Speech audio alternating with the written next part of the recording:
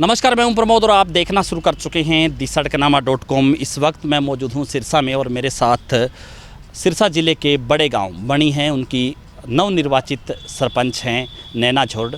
और जैसा कि आप सब लोग जानते हैं कि 3 दिन पहले जो पूरा प्रकरण हुआ, मुख्यमंत्री मनोहर लाल गांव बणी में जनसंवाद कार्यक्रम है उसको आयोजित करने के लिए गए थे और सरपंच ने जो है अपनी मांगें रखी थी, अपने गांव की मांगें रखी थी। इसके साथ जो अपनी बात है वो रखने का इन्होंने प्रयास किया था, मुख्यमंत्री ने इनको मना कर दिया। और इसके बाद जो पूरा प्रकरण हुआ, इन्होंने अपना दुपट्टा है वो भी मुख्यमंत्री के पाँव में रखा, हालांकि उसके बाद उनको नज़रबंद कर दिया था।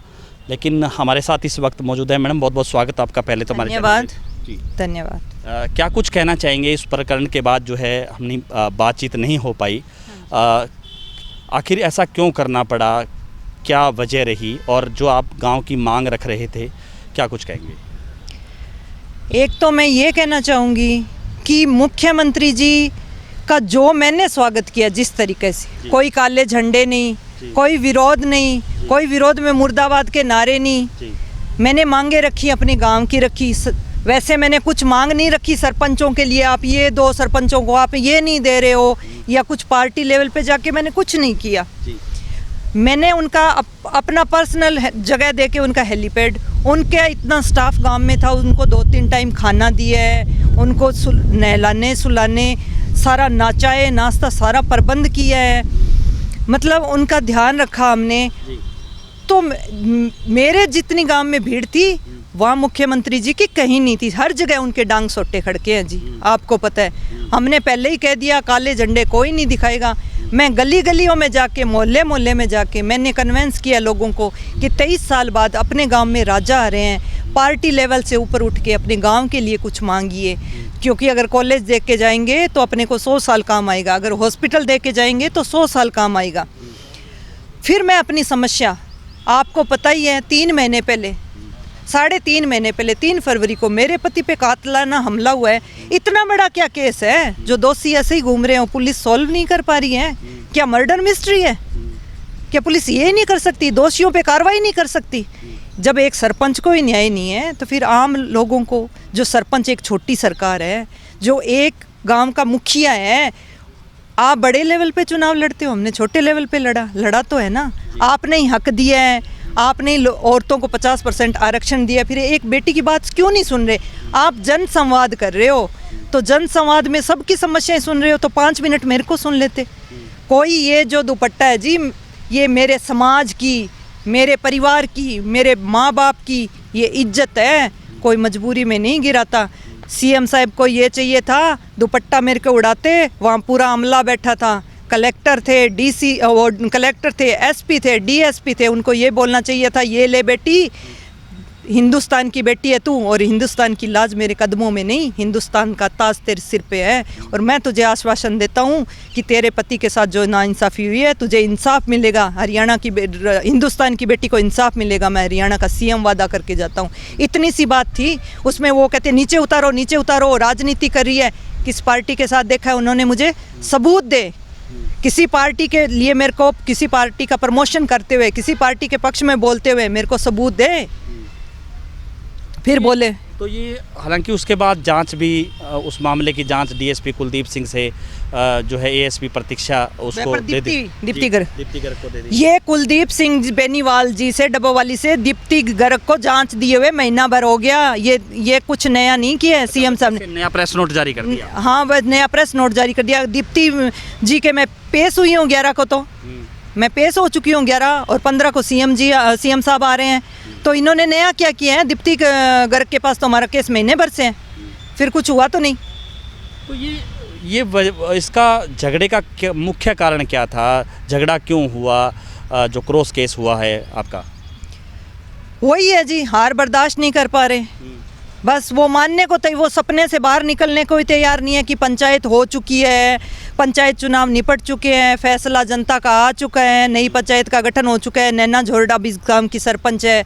वो मानने को ही तैयार नहीं है, वो इस सपने से बाहर निकलने को ही तैयार नहीं है। तो अब क्या करें जी? फिर आपने कहा मंच से कि रणजीत सिंह चौटाला हैं, वो किसी के जानकार हो सकते हैं लेकिन हमारे खास रिश्तेदार हैं।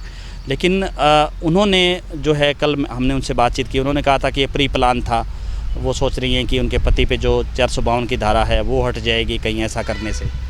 जी मेरे पति के ऊपर जो 452 लगी हुई है उसके सबूत है हमारे पास, कोर्ट में सबूत दे देंगे। प्री प्लान कुछ भी नहीं था, उनके बारे में कुछ नहीं कहूँगी, वो कह सकते हैं, पर मैं उनकी रिश्ते में बहू लगती हूँ, मैं नहीं कहूँगी। वो मेरे ससुर लगते हैं, वो कह सकते हैं, मैं नहीं कहूँगी उनके बारे में, चौधरी साहब के बारे में, क्योंकि देवीलाल जी के बेटे हैं वो, और देवीलाल जी से मेरे दादा ससुर का, मेरे ससुर जो गुरुदेव जी जोड़ हैं वो उनके दामाद हैं। मैं कुछ नहीं कहूँगी उनके बारे में, वो कुछ भी कहें, मैं नहीं कहूँगी। 452 तो 3 वीडियो है हमारे पास, 452 कोर्ट सबूत देखती है ना, पुलिस नहीं देखती, कोर्ट तो देखती है, वो तो वैसे ही हट जाएगी।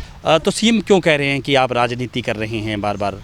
वो सीएम साहब से पूछिए, वो उनको शायद लगता है वो राजनीति कर रहे हैं, जो जैसा होता है उसको सामने वाला वैसा ही दिखता है, वो कर रहे हैं, उनको लगता है कि सामने वाला भी वैसा ही कर रहा है। अगर आप सच्चे हो तो आपको लगेगा सामने वाला सच्चा है, आप झूठे हो तो आपको लगेगा कि सामने वाला झूठा है।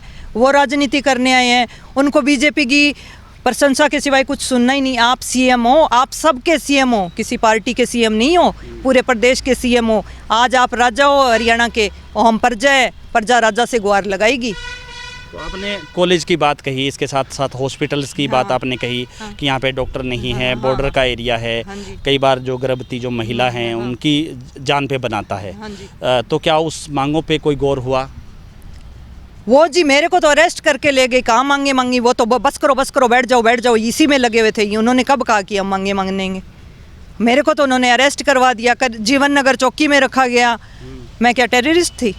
मेरे पास क्या चाकू थे? क्या 47 थी जो मैं सीएम साहब को कुछ कर देती? मेरे को घर में नज़रबंद रखा गया, क्या मैं सीएम साहब के हेलीकॉप्टर पे उड़ के मार दूंगी उनको? मैं उनकी दुश्मन थी।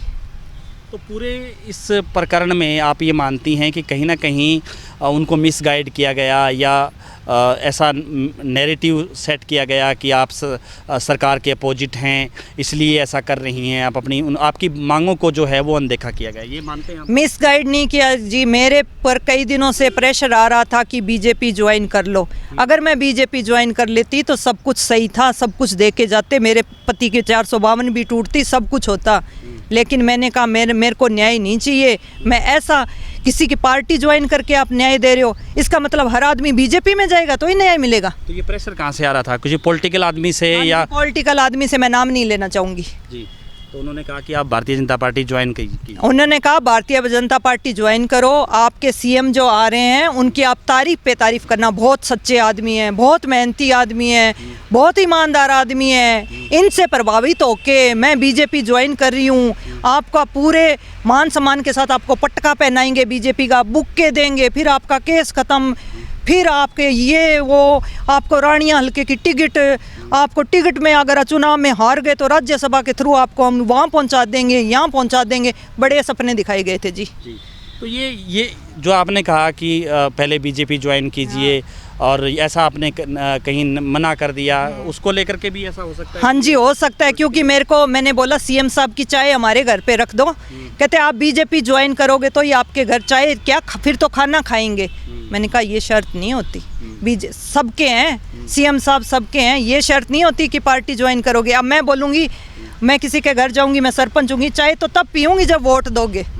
मैं वोटों में सबकी चाय पी के आई हूँ, वोटों के बाद भी पीती हूँ।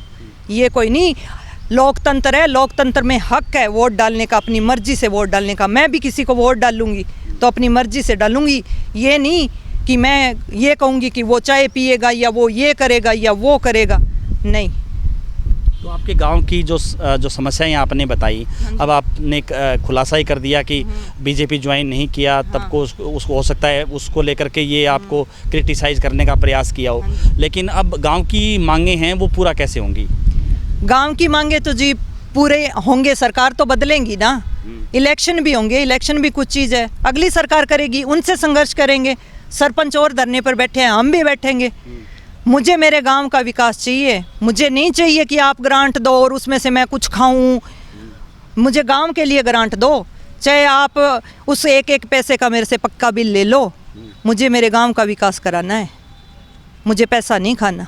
मेरे गांव में आप बनवा दो, आप ठेके पे दे दो, सड़कें बनवा दो, कॉलेज बना दो, हॉस्पिटल बना दो, सब यार्ड चाहिए, लड़कियों के लिए ग्राउंड चाहिए, बहुत सी चीज़ें चाहिए हमें, वो आप करवा दो। सरकार अपने थ्रू अपने हाथ में लेके करवा दे, मेरे से सिर्फ साइन करवा ले बस। तो आपने ये पूरा प्रोटेस्ट सरपंचों का चला, आपने कहा कि डायरेक्ट सरकार भी करा दे, इसको आप कैसे मानती हैं? सरपंचों का जो प्रोटेस्ट चल रहा है ई टेंडरिंग के खिलाफ, हालांकि आपकी जो उसमें भागीदारी ये कहूँगा कि बिल्कुल जीरो के बराबर ही रही है, कई प्रोटेस्ट में आप नज़र नहीं आई पूरे। मैं तो जी, मेरे पति पे तो सरपंच बनते ही हमला हो गया 3 फरवरी को। उससे पहले मैं कैसे मैंने शपथ ग्रहण समारोह ही मेरा 7 को हुआ था, मैंने शपथ ली है। फिर गांव में थोड़ा बहुत कुछ अपना, पहली बार सरपंच बनी हूँ तो कुछ अपने कानून समझने में मैं, कुछ ग्राम सभा की मीटिंग्स में मैं वो भी हो गई। फिर अपने सरपंच भाइयों से ऊपर उठ के उन्होंने वो सब विरोध करे हैं, सारे हरियाणा के सरपंच, और आज उन्होंने मुझे सम्मानित किया है। उनसे ऊपर जाके मैंने इनका प्रोग्राम रखवाया था, सब काले झंडे दिखा रहे थे, सारे जिले, सारे हरियाणा के सरपंच। फिर भी मैं एक सरपंच थी जिसने मैंने कहा मैं विरोध नहीं करूंगी, मैं पार्टी लेवल पे नहीं जाऊंगी, मुझे मेरे गांव का विकास चाहिए। तो अब आगे क्या आपका निर्णय रहेगा कि किस तरह से सरकार के कार्यक्रम विरोध करेंगी, या ये कहेंगी कि गांव के विकास कार्य होने चाहिए? गांव के विकास कार्य भी होने चाहिए, मेरे पति को इंसाफ भी मिलना चाहिए जी। मेरी यही डिमांड है, मेरे पति को इंसाफ दो और विकास कार्य भी कराओ, क्योंकि आपको भी वोट गांव से ही आना है, क्योंकि भारत जो है वो गांवों में बसता है, शहरों में नहीं। धन्यवाद। तो ये थे हमारे साथ बणी गांव की सरपंच नैना झोड़, जिन्होंने तमाम मुद्दों को लेकर के चर्चा की। ज़्यादा से ज़्यादा इस वीडियो को शेयर जरूर कर दीजिए, कमेंट सेक्शन में आप अपनी राय ज़रूर दीजिए कि इस पूरे वीडियो को लेकर के आप क्या सोचते हैं। बहुत बहुत शुक्रिया।